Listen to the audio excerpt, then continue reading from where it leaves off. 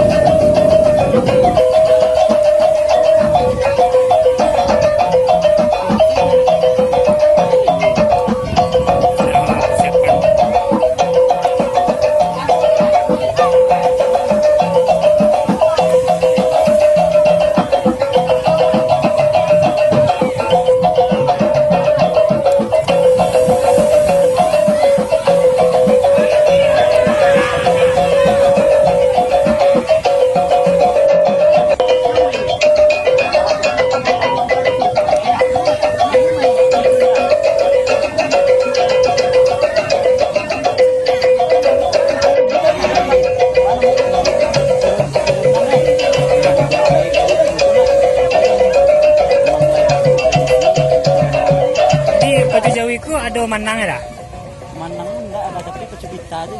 Pecubita alif pertama tuh ya. Ya. Pembukaan pita namanya Pecubita kan. Aku coba pilih juara aja. Ada juaranya. Iya.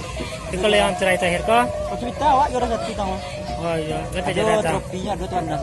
Tuan itu tuh ibaratnya nama dari persatuan sana mode mode yang sana menyumbang kan. Iya. Nyambitno hadiah tuh untuk Pecubita aja lagi itu. Yang tadi yang nomor 1 tadi keceknya di kawan 300 lagi Tiga ratus. Di apa kok sekali berapa dah? yang pendatang pindah mah ke Sungai Jambu dari Sungai Bandung. Di sekali dalam tahun tu berapa kali periode?